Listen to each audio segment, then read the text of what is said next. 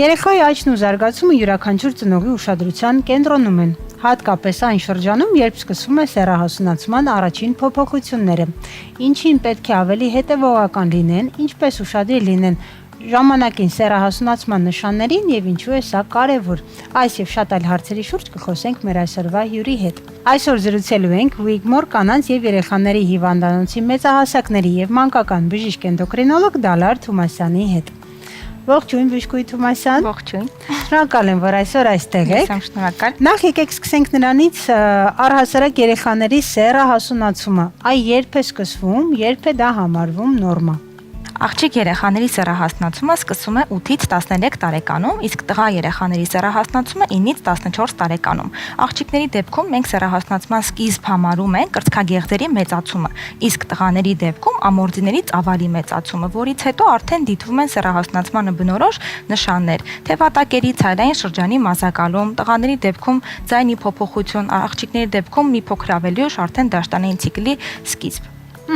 Պաստորեն առաջնային, այսպես ասած, նշանները, տվյալները, վերջիններս են, որոնք դուք նշեցիք, եւ ծնողները շատ հաճախ կարող են նկատել արդեն այս փոփոխությունները։ Այնինչին պետք է ուշադրություն դարձնել։ Արդյոք կան բաներ, որոնք կախված են այս ժամանակ ծնողի ավելի հետևողական լինելուց, ինչին պետք է հետամուտ լինեն, որ եթե պետք է մասնագետի դիմեն, թե ուղղակի դեռ հետևում են բնականon ընթացքին։ Շատ կարևոր է, որ ծնողները ուշադրություն դարձնեն իրենց երեխայի զարգացմանը, որովհետև գիտենք, որ սեռահասնացման ընթացքում արտադրվող սեռական հորմոնները բերում են եւ ֆիզիկական փոփոխությունների եւ հոգեբանական փոփոխությունների երեխայի մոտ։ Շատ անգամ ծնողները հարցնում են, օրինակ աղջիկների դեպքում, եթե դաշտանային ցիկլը սկսվեց 10 տարեկանում, դա համարվում է նորմալ թե չէ։ Քանի որ մենք աղջիկների դեպքում սեռահասնացման սկիզբը գնահատում ենք կրծքագեղձերի մեծացմամբ, սովորաբար կրծքերի մեծացումից մոտ ավրապես 1.5-2 տարի հետո արդեն ակնկալում ենք դաշտանային ցիկլ։ Հետևաբար, եթե 8 տարեկանում, որն համարում ենք նորմալ, աղջկա դեպքում լինի սեռահասունացում, հավանական է, որ 10-11 տարեկանում կունենանք արդեն դաշտանային ցիկլ։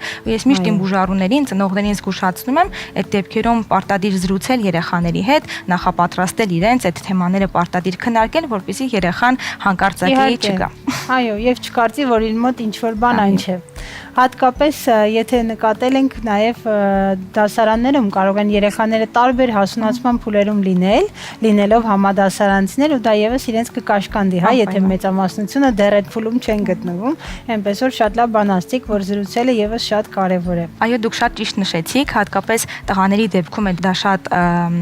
ակնհայտ լինում, երբ օրինակ հասակակիցները ավելի շուտ են մտնում սեռահասունացման փուլ, ավելի շուտ են հասունանում, բոյովանում, իսկ տղան ավելի ցածրահասակ է լինում իր ընկերների համեմատ, բնականաբար ինքնավստահության խնդիրներ են առաջանում, բայց նաև կուզեմ նշել, որ ծնողներին հիմնական անհանգստացնողը բնականon սեռահասնացման ընթացքում սեռական օրգանների չափսերն են լինում երեխաների, մասնավորապես առնանդամի չափսերի մասին է խոսքը։ Ես կուզեի, քանի որ եթերում ենք նշել, որ նախ մեր երեխաներին չհամեմատենք միմյանց հետ ու միշտ իմանանք, որ տղաների դեպքում ոչ թե սեռահասնացման սկիզբը արտաքինից ակնհայտ փոփոխություններն են, այլ ամորձիների ծավալի մեծացումը, որը կարող է գնահատել միայն բժիշկը, իսկ ցանկացած կասկածի դեպքում իհարկե պետք է դիմել մասնագետի եւ հավաստիանալ, որ ամեն ինչ նորմալ է։ Այն դեպքերում, եթե դա օրինակ շատ վաղ է սկսվել կամ հակառակը գալիս անցնում է տարիք, ինչպես դուք նշեցիք 12, 13 եւ որևէ փոփոխություն չի, որևէ նշաններ չկան, միանշանակ պետք է դիմել։ Շատ լավ, արդյոք կա կապ երեխայի սեռահասունացման սկզբի եւ վերջնական հասակի ձևավորման միջեւ։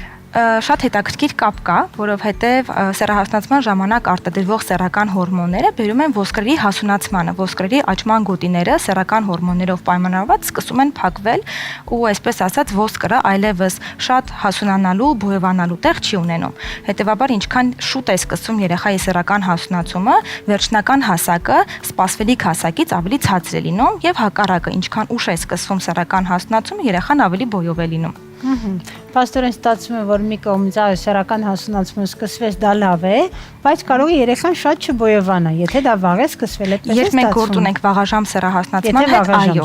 եթե ունենք սեռական հատկանիշների առաջացում 8 տարեկանից շուտ աղջիկների դեպքում եւ 9 տարեկանից շուտ տղաների դեպքում, իհարկե մնացած հոգեբանական գործոնները մի կողմ դրած, մեզ բժիշկներից առավել հաճախ անհանգստացնում է հենց երեխայի վերջնական հասակը, որովհետեւ գիտենք, որ դա բացասաբար է անդրադառնալու երեխայի վերջնական հասակի վրա։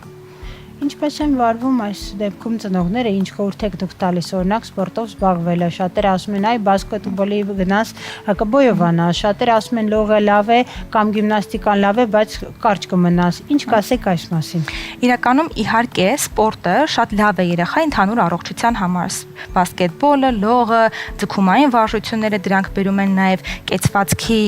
բարելավման, ճիշտ կազմվածքի եւ ինչքան ձիգ կեցվածք երեխան ունենում, այդքան արտակնապես ավելի բոյով է երևում, բայց միանշանակ դրանք չեն կարող բերել երեխայի գենետիկական հասակի փոփոխության Եվ հատկապես կուզեի նշել, որ միշտ չի, երբ ցածրահասակ երեխաների դեպքում մենք գործ ունենք ժառանգական ֆակտորների հետ, այսինքն ծնողները ցածրահասակ են, երեխան էլ պիտի լինի ցածրահասակ։ Երբեմն լինում են դեպքեր, երբ մենք գործ ունենք հորմոնալ խնդիրների հետ, օրինակ վահանաձև գեղձի թերֆունկցիա, աճի հորմոնի անբավարարություն եւ բնականաբար այս դեպքերում մենք պիտի հետազոտենք երեխային, հասկանանք կա արդյոք որևէ խնդիր թե ոչ եւ անհրաժեշտության դեպքում արդեն համապատասխան բուժում նշանակվի, ցավոք սրտի ոչ մի վիտամինային հավելում, սպորտ, գազարը չեն բերի երեխայի հասակի ավելացմանը, եթե կա հիմքում ընկած որևէ խնդիր։ Շատ լավ, շնորհակալ եմ մեր հարցերին պատասխանելու համար։ Հիշեցնեմ, որ մենք խոսեցինք երեխաների սեռահասունացման մասին, քննարկեցինք ինչպիսի փոփոխություններ ակնկալել մոտավոր 8-ից 13 տարեկանում, ինչպիսի առանձնահատկություններ կան տղաների եւ աղջիկների մոտ եւ իհարկե խոսեցինք այն մասին, որ կարեւոր է եւս ծնողի իրազեկվածությունը ժամանակին զրուցել, ինչու ոչ հոգեբանական աջակցություն ցուցաբերել կամ մասնագետի մոտ տանել երեխան, եթե դրա կարիքը կա։